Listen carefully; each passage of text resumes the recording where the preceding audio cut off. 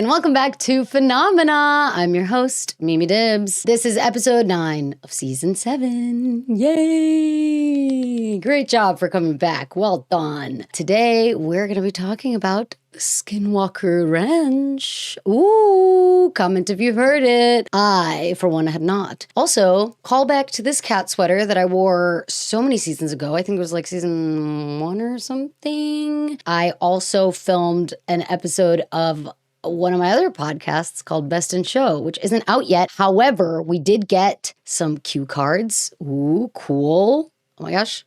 Hello. Anyway, you can read that. It says Best in Show. And then we also got a mug with our logo on it. Ooh, there it is. There it is. Don't worry about it yet because we're not live with it yet. So, shh. Anywho, this is a different podcast, but yeah, if you happen to watch Best in Show when it's out and you see episode 4 and you see that I'm wearing the same outfit, then you'll know why. Yeah, Skinwalker Ranch. I know that there's apparently a show about it or like a documentary or some sort of something that goes into what it is. And I know that it's a hotbed for a lot of different phenomena. So maybe this is kind of like a hodgepodge episode. I just like the name Skinwalker Ranch. I will say, that is a titillating title. Today's script is written by our lovely co-producer, Ruben Hano. Yay, Ruben Hano! Also, I say the Hano super excitedly because Ruben and their husband are in Hawaii as we speak, going to see this like legendary hula performer perform, and it's very exciting. And Ruben is Hawaiian and from Hawaii, and just this is like a very amazing moment for them. So I'm sending them all the good vibes, and I can't wait to see photos when they get back. Today, let's dive into Skinwalker Ranch, shall we? Okay, today's topic is a little different than our other phenomena because it's so well known. Well, to everyone but me. See, and me, apparently. I had never heard of Skinwalker Ranch until Mimi put the topic on our show list. And when I started researching, I found that it was the Disney World of paranormal activity. Yeah, lots of stuff happening, apparently. This place has everything. Native American legends, ghost stories, crop circles, and hysteria. Oh boy, so much hysteria. All the hysteria. It even has its own reality TV show on the History Channel. Oh, the History Channel, then it must be true. Well, technically, Skinwalker Ranch is definitely a place. That much is true. How many of these phenomena have been recorded that have happened there? Probably a handful, but I don't know. I guess the History Channel does have a bit of credence that comes along with it. There's a lot to cover, so let's dive down the rabbit hole of Skinwalker Ranch. Yay, nice. I'm pumped. I'm excited. Because, yeah, I feel like a lot of people were being like, have you done Skinwalker Ranch? I'm like, no. And also, what? We've done Skinwalkers and we've done like Indigenous Nightmares. Pretty sure we covered covered off on Skinwalkers in our Indigenous Nightmares episode because there's the Skinwalker, the Not Deer, and the Wendigo. So I wonder how many of these show up in the Skinwalker Ranch or if it's just the Skinwalker. Anyway, quick pause for Phenomennouncements. Yay! Today, I want to shout out this amazing new web browser that Jodel, our other co-producer, told me to use. And I feel like he told me to use it before, and I don't know why I didn't because it's awesome. And I recently started to, and it's really great. So it's called Ecosia, spelled E-C-O-S-I-A. That is the name of their Instagram as well, if you're curious. They actually have a really neat little post on there that says, what is Ecosia? Turn your internet searches into trees. Ooh, they've planted over 240 million trees since 2010. Basically how it works is that you search, ads generate revenue, and that money funds tree planting and climate action. And actually 100% of that money funds tree planting and climate action. Over $98 million have been dedicated to climate action and renewable energy. 100% of profits go to the planet. No shareholders, no billionaires. Love, love, love. Music to my ears. Music to my ears. I love hearing that. We show you our finances every month. They're very transparent. And they don't just plant any trees. They plant native, biodiverse trees in the right places, working with the people who live there. And they protect existing forests. They've planted trees in local communities in 38 countries. They don't sell your data. You can track your climate impact, which is also really fun because I'm already going to be doing the searching. I'm not a chat GPT user, as you shouldn't be because, come on, grow up.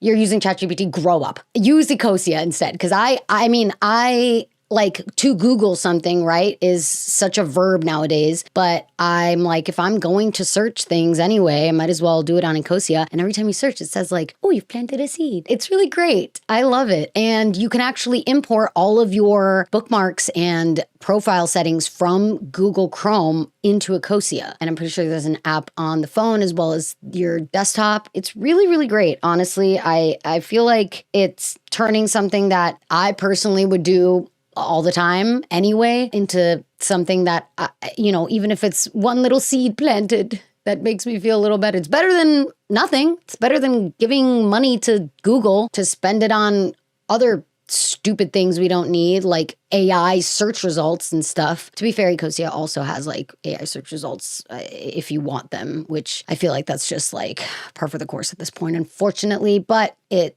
just makes me feel better about searching. And I feel like it doesn't shove it down your throat nearly as much as like Google does. And like I said, it's just very easy to transfer all of the things you've already been doing, which was a huge draw for me because I was like, okay, I've been using Google Chrome for a while. I have different profiles for my different emails, different bookmarked things. Like I don't want to have to start all over again. And when you download Ecosia and open it up, it'll say like, do you want to bring all the stuff from a certain Google account over to this account? And you can make multiple accounts on there as well. I just found that honestly for my Google Chrome, I had way too many accounts made. At some point, it just got like out of hand and some of them I don't even use. So I only really transferred the ones that I do use onto Ecosia.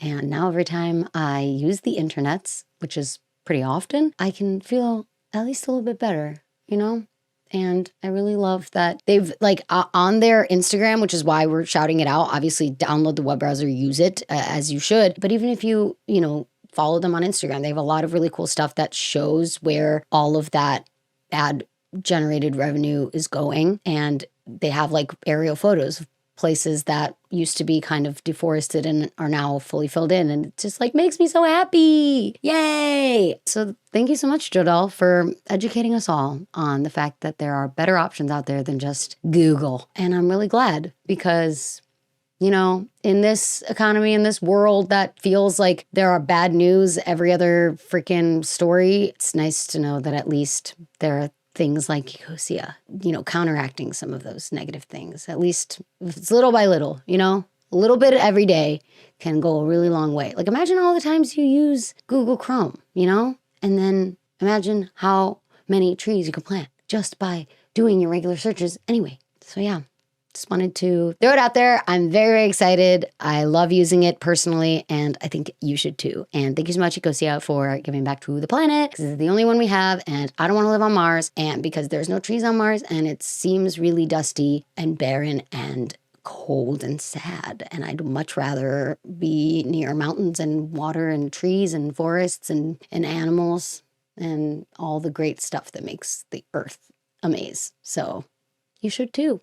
Yay! All right, now let's get into the Skinwalker Ranch lore. The lore! Skinwalker Ranch, also known as the Sherman Ranch. Oh, all right, well, Skinwalker Ranch sounds way better. It's a 512-acre property in Utah's Uinta Basin. Utah's really pretty. Got a lot of Mormons, though. I know that. Which is just bizarre because I feel like, I don't know, for a religion that wants to collect as many wives as possible for like the afterlife, they don't really seem to like appreciate Utah very much as like Earth. You know what I mean? Like Utah's really pretty, and I feel like people should live there that actually appreciate the Earth and want to do good for the planet and keep Utah very pretty. So anyway, hot take, I guess. Also another state that I always forget is a state, but it's totally a state. It's just so like low key is Montana. I just feel like I forget Montana's a state, but it's like it's so pretty. I feel like, and I'm in California and that's already very pretty, but like Utah, I've heard it's stunning. I don't even know if I've been to Utah, to be honest. I'm kind of scared of Mormons. I'm not gonna lie. I heard it's so pretty that it's worth it to go. Should we go to Skinwalker Ranch?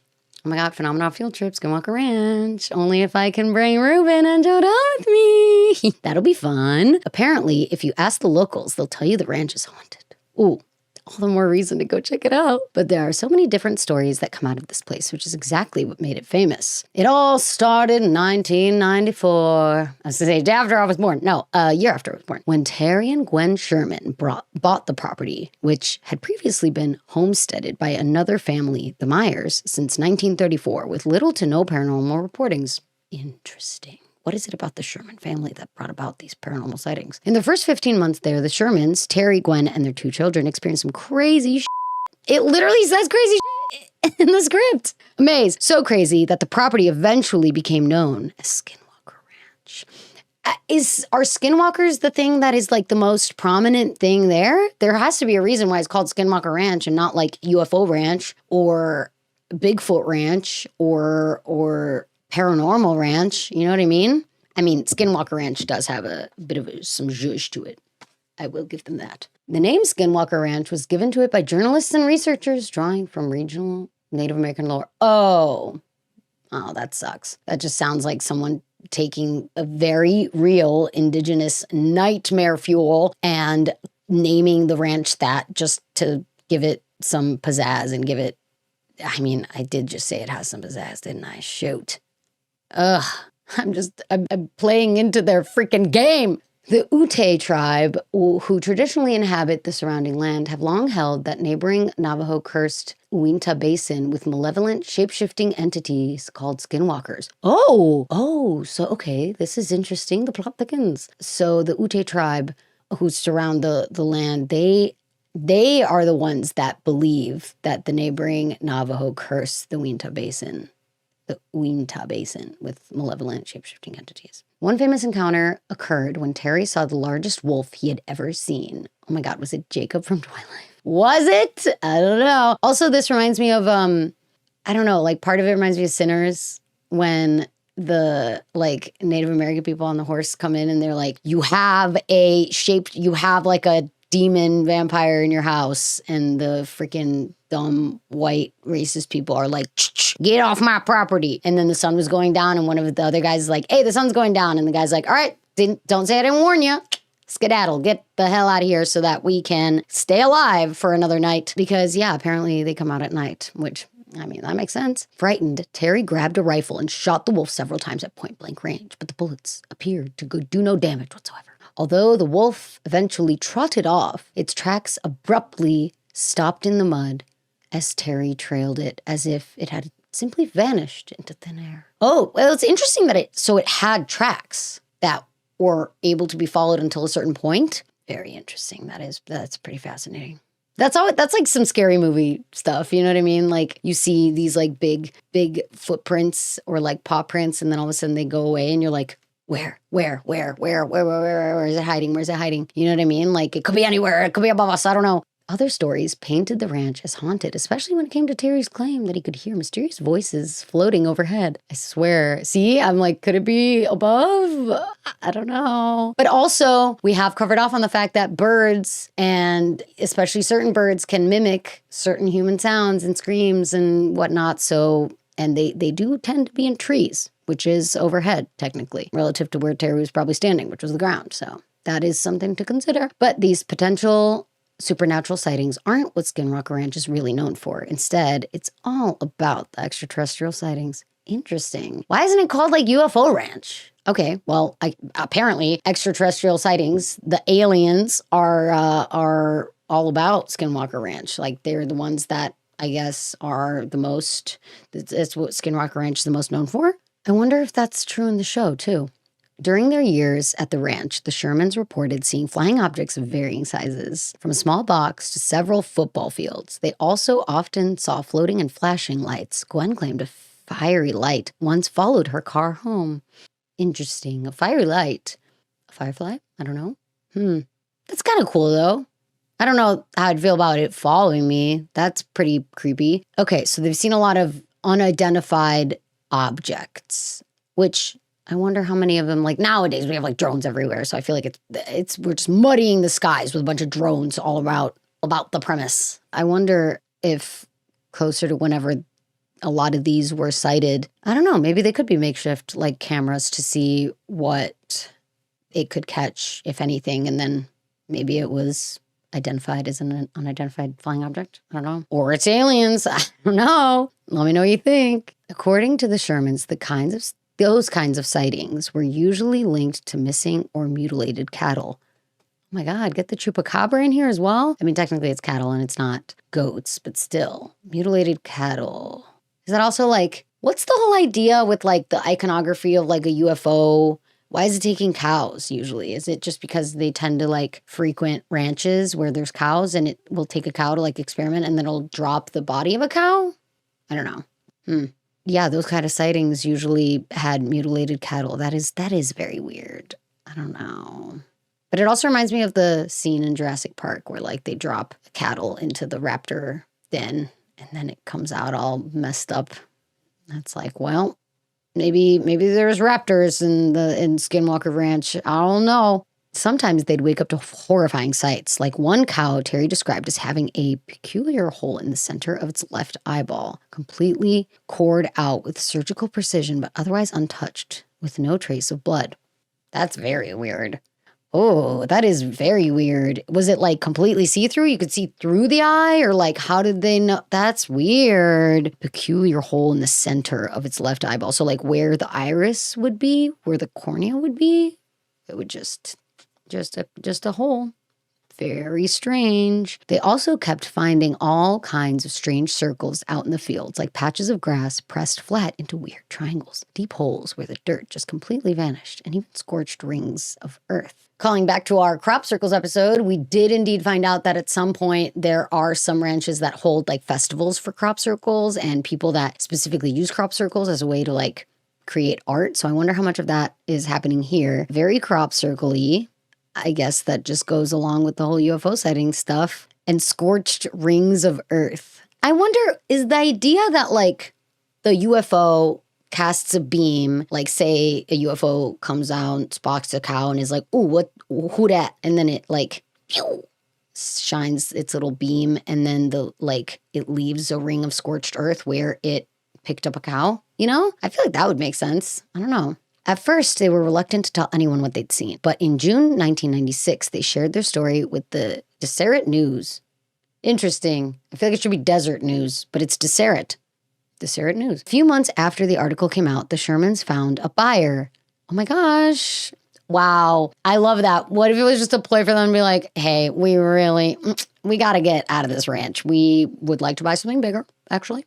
Our family is growing, and we do need to find a better ranch. And also all the crop circles and aliens in the back are just not really giving us it's kind of been giving us a hard time with our crops. So, yeah, who wants to buy it? And after they're like, I don't know, some crazy people into weird stuff are probably gonna want to buy it. And I guess they were right because they found a buyer. After just 2 years on the property, they got the heck out of there. Nice. All right, Shermans. Just interesting that it happened after the Shermans moved in and not before, and that there were people there before. So what did the Shermans bring with them? What kind of weird portals did they open by moving in there? In September 1996, billionaire Robert Bigelow bought the property, locked it down with armed guards, and turned it into a real-world X-Files laboratory. Oh, I don't like it. Why? Hey, Robert, I have a question. What? And also, why? Weirdo. You know, you could have donated that to like increase funding or public schools or any other philanthropic endeavor. But okay, I guess. Thanks for buying Skinwalker Ranch and making an X-Files lab out of it. His team of scientists crammed the ranch with sensors, cameras to capture UFOs and cattle mutilations, but the phenomenon seemed to play mind games. Batteries instantly drained to zero, recording gear mysteriously cut out, and anomalies always manifested just outside the camera's frame. Drats! What are the odds, man? And also, I feel like, I don't know, if it is a hotbed of weird electromagnetic waves or something, I guess that could mess up with technology, or like something like how the zone of silence has. Maybe something similar is happening here where like things that operate on batteries and stuff like don't really work. Worse, researchers suffered what became known as the hitchhiker effect. Shadowy figures and poltergeist activity following them home to haunt their families hundreds of miles away. Oh no. Oh my God, just like happened just like what happened with the Shermans. I would be curious to know if the Shermans continued to experience this stuff after leaving, because it almost seems like they are what brought this to Skinwalker Ranch. But that is really bizarre. It followed them home. Ooh. I kind of like, I don't know. I kind of like how spooky it is. I mean, I don't want to. I rebuke this energy. I don't want to be followed home, to be fair. Also, good luck finding my freaking unit. I live in a building with a bunch of different units, so joke's on you, poltergeist. The strangeness was compelling enough to attract a secret $22 million Pentagon contract to study the property's physical and biological effects on humans. Oh, interesting. So like thinking that maybe it's all in their heads, but something is causing people to have these weird memories or false sightings or something where like they didn't happen, but like implanted memories or the biological effects it has on people and why they're thinking that they're seeing certain things that aren't there. Yet, after 20 years of cat and mouse frustration and zero definitive answers, Gigolo, the billionaire gigolo, it just says Phi. Bigelow Phi. I think something got cut off in the script, but that's fine. I don't know what happened after 20 years, but today it's owned by Utah real estate mogul Brandon Fugel, who teamed up. What is it with all these billionaires wanting to buy this?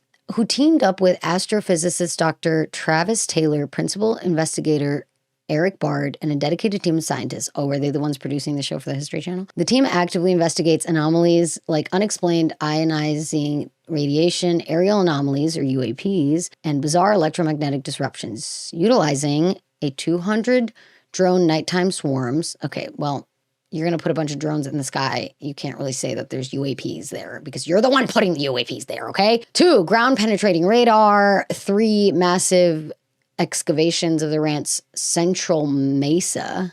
And 4, advanced Tesla coils and targeted energy experiments. Okay. The ranch remains strictly private property with heavily restricted access. However, its popularity has given rise to a booming Visit Utah tourism route along the surrounding Uinta Basin, often called UFO Alley.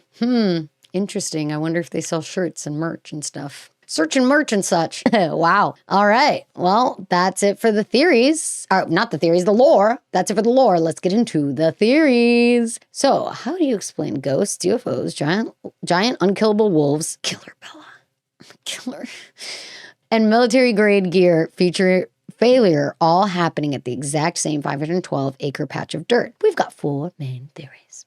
Theory number 1, the interdimensional portal. All right, we're diving right into interdimensional portal. Let's go. Rick, are we sure it's from an interdimensional portal? Yes, Morty, shut up. Skinwalker Ranch doesn't just have one type of phenomenon. It has all of them. Because of this, many researchers believe the ranch sits on a thin place or interdimensional portal. Spikes in radiation, radio disruptions at 1.6 gigahertz. Write that down. I don't know. And craft appearing out of nowhere led believers to think the Central Mesa is a natural wormhole gateway allowing entities and craft to cross into our dimension from somewhere else. Whoa. Wild. I don't like natural wormhole. Ew. Because then that's like space stuff. But space stuff in my good Christian neighborhood? Crazy. That's crazy. That's crazy wild. But I mean, I guess it makes sense as to how all these random entities are able to enter. Anyway, theory number 2, secret military testing. Oh no. A much more grounded and terrifying explanation is the government. Yay. Utah's home to Dugway Proving Ground, a top secret facility famous for testing advanced defense tech. Under this theory, the strange aircraft and radio interference aren't aliens. They're experimental microwave weapons, non-lethal defense systems, and psychological warfare tools being tested in secret in a remote valley. Interesting. That kind of brings back like the Tao's hum, right? Maybe the idea that there's like these non-lethal defense weapons that make people hear things or whatever, and then also Stargate Project. So I don't know. This one is a bit compelling, especially given the fact that the government likes to test a lot of random stuff, mainly in like New Mexico, I feel like, or maybe they just like blowing things up in New Mexico. And maybe Utah is for ghostly things. Theory number 3, tectonic stress and earth energies. Okay, this one seems the most grounded-ish in terms of maybe explaining all these crazy things. Geology might explain what's going on here. The Uinta Basin is packed with quartz under intense tectonic pressure, which can create a piezoelectric effect, generating glowing plasma balls and intense electromagnetic fields. That's pretty crazy. So now we're getting into like, perhaps it's natural phenomena all along. That's pretty cool. Utah's pretty cool. It's kind of being wasted on the Mormons. I don't know. I feel like we should reclaim it because there's glowing plasma balls, guys. Let's have a glowing plasma ball fight. What are we doing? These magnetic fields interact directly with human temporal lobes, inducing visual hallucinations, disembodied voices, and intense dread while simultaneously draining camera batteries to zero. No way. I'm kind of sold. I feel like that makes sense because the earth do be weird. And human bodies do be acting weird when there's like weird magnets going on and people, I don't know. I just feel like there's a lot of things that can cause a lot of people to like see things and hear weird things. And if we're already primed, if it's already called Skinwalker Ranch, first of all, you're going in with a confirmation bias, right? Oh, and theory number 4 is confirmation bias and media hysteria. All right. Finally, we have the classic confirmation bias and media amplification. It started with an isolated family losing cattle and sailing lights. Once billionaire Robert Gigolo bought the ranch specifically to hunt for monsters. Every ambient noise, dead cow, and camera glitch was interpreted as proof. When you pour millions of dollars in TV crews into a location expecting weirdness, your brain delivers. True. That's a good point. And also the fact that it's called Skinwalker Ranch. Like you're already going in there being like, Skinwalkers, whoa. And all Skinwalkers and Company Ranch. Cool. I don't know. I kind of like theory number 3. I do think that is very strange, and I do think that we need to be, I need to get some eyes on these glowing plasma balls ASAP, because that sounds crazy and kind of fun. And I wonder, do they like float in the air? Or like, was that the fiery ball that was like following one of the people home? I don't know, but also very odd that it followed the Shermans home specifically. And I do wonder if they were the ones that somehow, I don't know, started it, or like maybe just the tectonic, it just happened to be around that time the tectonic stress and earth energies got to a certain point where all of a sudden all of these things started manifesting. I don't know. Either way, very cool, very interesting. I mean, there's definitely a show about it, so I'm sure the show, you know, tries to say that it is very much 100% real. But also they got to keep an element of, you know, mystery to it, because otherwise how are you going to get more viewers? You know what I mean? They're probably like, ooh, maybe we know, but maybe we don't know. You know what I mean? I'm sure they keep it nice and vague for us while also giving us like kind of scientific proof. I don't know. But like, it's always so crazy that it's like, oh, that should have shown up in front of the camera. Oh my gosh, the battery died. Oh no, the camera's glitching. There's a lot of static where the monster was. That's so crazy. There was just a wolf there and now it's not. I'm not entirely sure that Jacob and his entire pack. It's just a wolf pack, not pact. I'm sure they have a pact within themselves to be a wolf pack. But yeah, I'm not entirely certain that there aren't werewolves. That sounds like werewolves to me. Werewolf Ranch. Nice. In closing, I'll be honest, I'm a little hesitant to make a bet about what's going on here, and I still have a lot more questions than answers. Whether it's, okay, so this is from Ruben's point of view. Whether it's an interdimensional portal, the government, quartz. I like quartz because, like, that's an observable rock that has a lot of weird stuff going on. Or confirmation bias. I just can't help but feel like the land is telling you to get away. Yeah.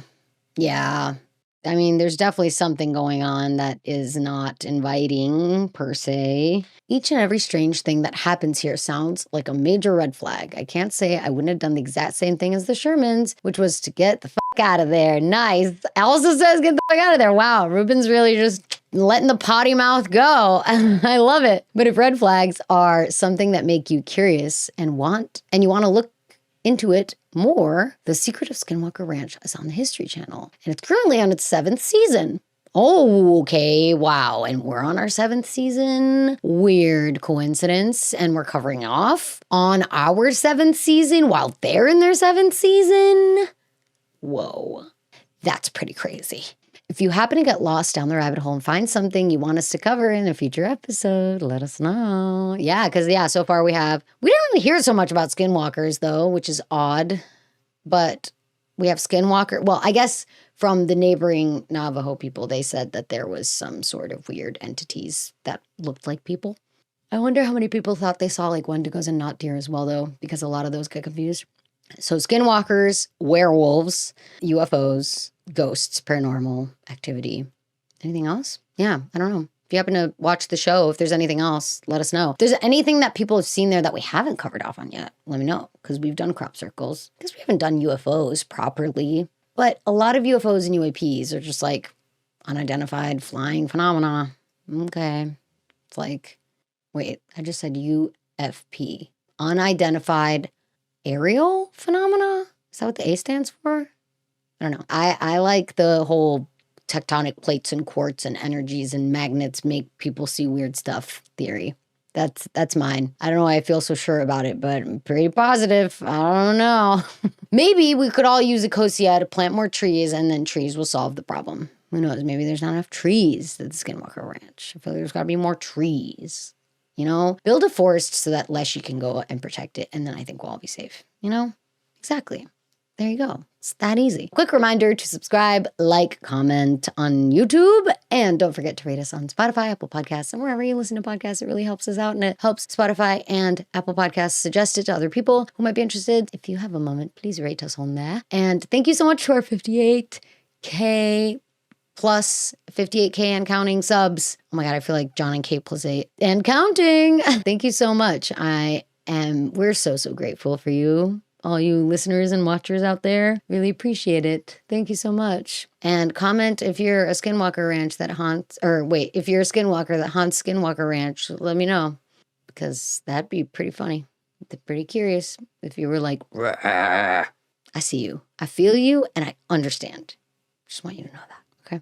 You'll feel kinship. We have an Expedia affiliate link, expedia.com/affiliate/phenomena/podcast to book your next trip to Skinwalker Ranch in Utah. I do kind of want to go. What else is there to see though? Is it a ranch? Are there farm animals at least? I want to see. But also like, I can understand how weird earth stuff can make people's brains go pretty crazy. But I also I don't know if I want my brain to go crazy. You know what I mean? I think I'm pretty crazy enough. I don't need more craziness. So I don't know, TBD. But if you plan on going to Skinwalker Ranch, definitely use our Expedia affiliate link. You bookmark it once and then you use it forever. The pokepic. Ooh, pokepic for this week's episode. The pokepic is Rotom, the plasma Pokemon. Ooh, yeah, Rotom. Or Rotom? Some people say Rotom. I say Rotom. Pokedex entry. This bizarre Pokemon appears to be a Will-O-the-Wisp powered by electricity. Be wary, as Rotom is both smart and mischievous. Interesting. It kind of goes along with like the little electromagnetic stuff and random plasma balls, glowing plasma balls. Rotom, what is Rotom if not a glowing plasma ball? You know? Kind of love that. Also, the way I said pokepic reminds me of how they say, "I'm alive, imbecile," at the end of House of Dragon. If you're not caught up on House of Dragon, you should be, because it's very good. And now we just have to wait so long for the next season. But it was very good. It was very good, very good. She also says, "There will be no doubt as to who the gods have chosen to rule." Cool. Anyway, yeah, Rotom, very great pokepic. I agree. Fantastic. Well done. I think it's perfectly encapsulates the plasma balls. We have an email, phenomena.cases@gmail.com. So feel free to email us if you so wish to do so. So many so's in that sentence. We have a Patreon where you can show your support for the pod and get access to some extras. And you can connect with us on Discord. Yay. So yeah, check it out. It's Phenomena Podcast on Patreon. And thank you so much to our lovely paid patrons. We'd be nowhere without you, truly. Thank you so much. You're awesome. You're the best. And we appreciate you. And yeah, and it's great because like I think I mentioned in last episode, but like we've kept the Patreon going for quite a long time now. So there's like, even if you join now, there's a ton of stuff to catch up on. So you'll have a lot of reading material. Even though we post once a week, you'll have a lot of other things to look at. And I have a bunch of collections put together that you can scroll through if you want to see all the favorite gifts and the pokepics that we've chosen. It's a good place. New episodes come out every Wednesday at or around 6 p.m. PST. Oh, I think Ruben just took that out. It just says new episodes every Wednesday. It's true. New episodes do come out every Wednesday. Cross out the last part. I've been really bad about making sure that I hit that, but whatever. YOLO. Next time on Phenomena, we'll be talking about werewolves. Nice. Jacob is not yet done. Wow, amazing. So all of next week's episode, we're talking about werewolves. It's going to be Jodell's. It's the season finale for season 7. And that's going to be Jodell's. I'm very excited to hear about werewolves because, yeah, I'm curious whether or not it's like human wolf people or very big wolves like they kind of had it in Twilight where they're like just really big wolves. What do you think werewolves look like? Do you think they look like humanoid wolves or what? Or do you think they're just really big wolves? Or how does one become a werewolf? Are you born into a pack, so to speak? Do you have a pact with your pack? All things to consider on next episode of Phenomena. And remember, you can always explore the rabbit hole without falling all the way down, lest you get stuck in the Skinwalker Ranch basin. I'll see you next week. Bye.